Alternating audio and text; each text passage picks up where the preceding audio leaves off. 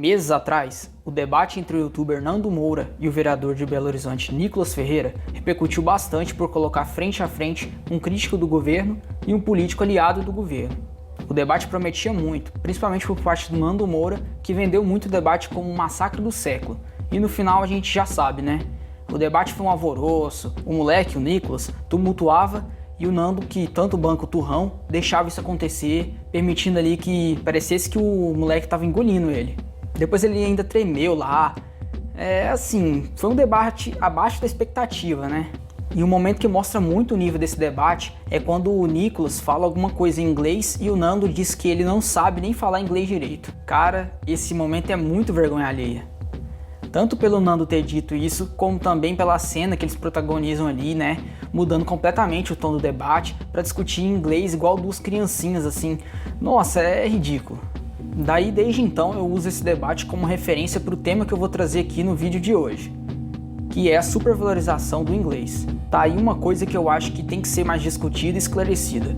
Talvez você até não entenda o que eu quero dizer com supervalorizar o inglês, mas vai entender agora nesse vídeo, onde eu vou estar falando sobre o costume do brasileiro de tornar o inglês uma ferramenta de segregação. Vou falar disso agora, só que antes eu recomendo você se inscrever no canal para não perder os próximos vídeos que também serão sobre esse tema de supervalorização. Vai ser uma pequena saga de vídeos, não só sobre a língua inglesa, mas também sobre outras, e spoiler, tá vindo um vídeo aí muito especial sobre o crescimento da língua portuguesa.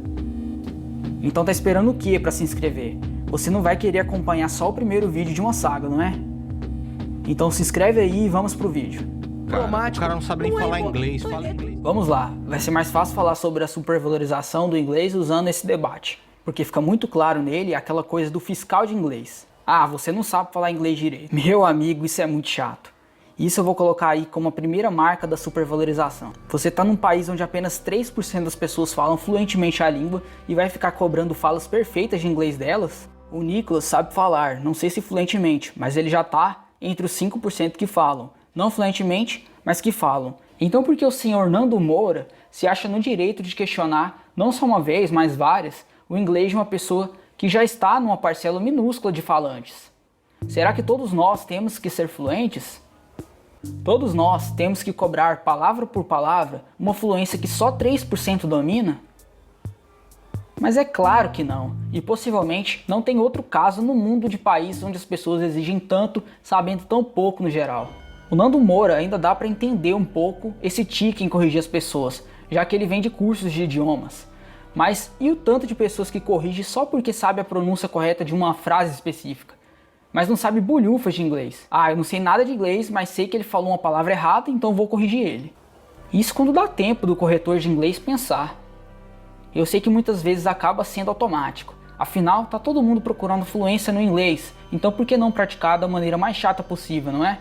Constrangendo, amiguinho. Mas espera aí, será que tá todo mundo procurando se aprimorar e essa é a causa das correções compulsivas?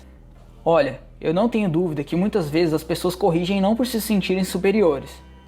E que ao contrário do Nando Moura, elas corrigem porque buscam falar o maior número de coisas em inglês, da forma certa. Não é na maldade, até mesmo porque eu tô colocando aí como correções as vezes em que você acaba de falar algo em inglês errado e a pessoa repete aquilo depois, não necessariamente corrigindo. É mais uma correção indireta para quem falou errado. Não tem quando você fala alguma coisa em inglês lá meio receoso e depois disso a pessoa fala essa mesma coisa só que de outra forma e você fica pensando, nossa, eu falei super errado. É disso que eu tô falando. Eu considero isso uma correção. Quando a pessoa que escutou errado repete esse trecho da forma correta, quase que em seguida a pronúncia errada. Nesses casos, como eu disse, pode ou não ser que a correção veio ali como uma necessidade da pessoa em falar da forma certa. E dentro dessa necessidade, que eu acho que existe muito entre os brasileiros, a necessidade pode ser apenas pela compulsão de falar coisas em inglês, ou essa necessidade pode ser para se sentir melhor do que os outros mesmo. E é aí que mais entra o elemento segregador do inglês aqui no Brasil, que é justamente esse artifício de pegar uma coisa que é grande e transformar ela numa coisa ainda maior. Eu não vou mentir e falar que o inglês é apenas uma língua, eu sei que é uma língua universal e coisa e tal. Mas o que as pessoas muitas vezes fazem é se aproveitar desse fato dela ser grande para engrandecer a si mesmo, o que acaba valorizando mais ainda o inglês. A segunda marca da supervalorização do inglês está na valorização da pronúncia em detrimento do elemento mais primordial de qualquer língua, que que é a de estabelecer uma comunicação. Ou seja, quando a gente fala qualquer coisa, o que a gente quer é que a outra pessoa entenda. Essa é a finalidade de qualquer língua. Agora, o que acontece onde uma língua é supervalorizada de forma errada? A pronúncia dela se torna mais importante do que o entendimento dela. Tá, mas se a gente for priorizar só o entendimento, a coisa iria ficar baixa, não é? Todo mundo iria falar errado e leríamos tudo literalmente como está escrito. Ficaria baixo o nível, seria uma falta de conhecimento absurda. Sim, isso é verdade. Mas não condene isso totalmente. Muitas pessoas não precisam se esforçar para falar o inglês correto. Pessoas simples têm mais a que falar o que elas leem mesmo. A sua mãe, o seu pai, muitas vezes aí, eles não têm que ter saco para isso. E o importante é eles falarem e você entender. E quando é que isso acontece? Quando eles falam o que eles literalmente leem. Isso nunca falha, e não só com pessoas mais velhas. Não tem quando você não sabe pronunciar uma palavra e começa a soletrar ela para outra pessoa? Uma forma de resolver isso é falar a palavra da forma mais abrasileirada possível. Assim é mais fácil da outra pessoa entender. Isso tende a funcionar e vai depender do quanto as pessoas dão importância para esse fundamento básico da língua, que é justamente essa função semântica. Agora, se a pessoa descarta como certa palavra é pronunciada em sua forma brasileirada, ela tem problema para entender o brasileiro que fala uma palavra no inglês abrasileirado. E isso é sério. Já pensou que você pode estar aprendendo inglês para facilitar a sua comunicação com mais pessoas, mas no processo de aprender acaba deixando de pensar como um leigo? Perdendo assim a facilidade de se comunicar com os falantes da sua própria língua? Isso é normal de acontecer, porque pensa bem, quem está focado em aprender inglês vai entender tudo pela ótica do correto, de uma forma que distancia ela da ótica mais comum, que é a pé no chão, que seria a ótica das coisas se apresentarem da forma errada, por pronúncias abrasileiradas dos mais variados tipos, variando de nomes próprios a letras de músicas. E tá aí uma coisa que eu tenho que comentar ainda sobre as correções. Olha só, que exemplo melhor de como não faz sentido a gente ficar exigindo pronúncia correta de nome de pessoas? Os gringos literalmente cagam e andam para a pronúncia dos nossos nomes. E a gente tem que falar os nomes deles sempre da melhor forma? O que mais tem aí é brasileiro errando o nome de brasileiros. Eu tenho uma colega da faculdade que eu acho que até hoje nenhum professor acertou o nome dela. É impressionante. E olha que o nome dela nem é difícil de ser pronunciado. Mas os professores vão lá e metem um acento no nome dela, sendo que não tem.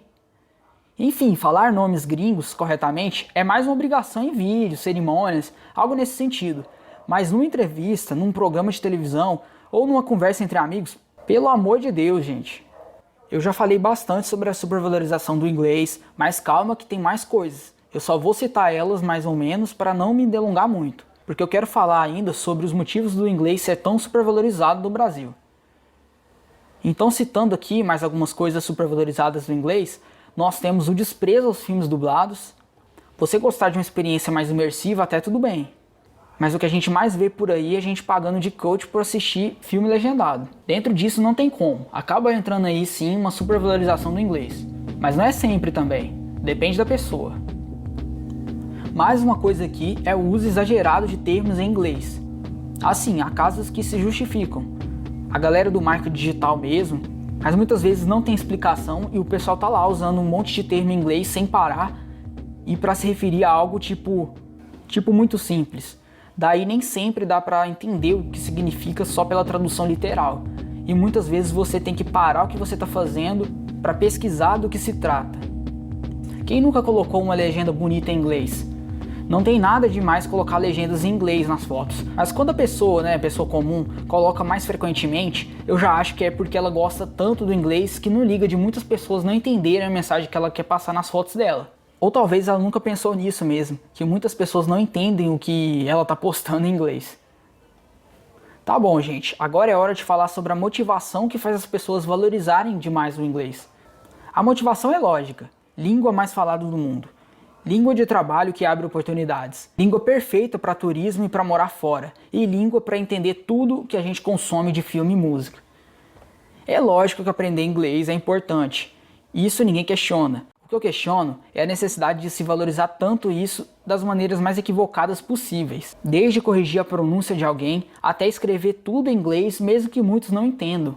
Ah, problema é de quem não entende, ele é que está atrasado. Tudo bem, pode continuar pensando assim, mas isso não vai mudar o fato da grande massa continuar sem entender as coisas simples que são glamorizadas. E também tem a questão da importância de aprender variar de pessoa para pessoa.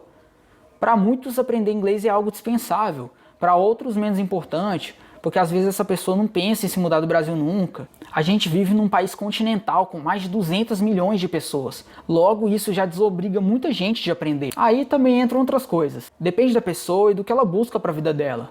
Depende se ela tem motivação grande de querer aprender por conta das músicas e dos filmes. Isso varia e tudo isso vai apontar para um nível específico de necessidade que cada um tem. Ninguém é obrigado a saber inglês. Aprender inglês é um processo demorado e que envolve muita dedicação. Dedicação essa que muitas vezes não se justifica. O inglês é um baita diferencial para o currículo, isso é verdade. Mas para isso te converter em dinheiro vai depender da sua área e de uma outra série de fatores. Então existem coisas mais importantes para você priorizar pensando em ganhar dinheiro. É aí que entram os motivadores, para te dizer totalmente o contrário do que eu acabei de te falar, que são os vendedores e os professores de faculdade, principalmente esses dois. O Nando mesmo vive falando que se você não saber inglês, você é um analfabeto. Isso mesmo, segundo ele então, 95% dos brasileiros são analfabetos.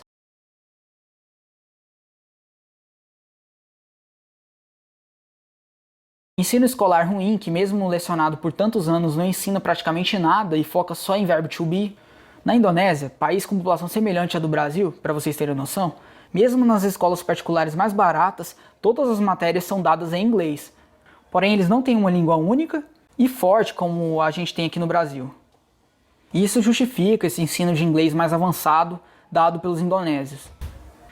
Metodologia ruim e ultrapassada da indústria de ensino de inglês que lucra com a ineficiência em ensinar inglês. E o motivo principal, aquele que para mim mais explica esse desconhecimento do brasileiro com o inglês. Falta de perspectiva de aplicação da língua.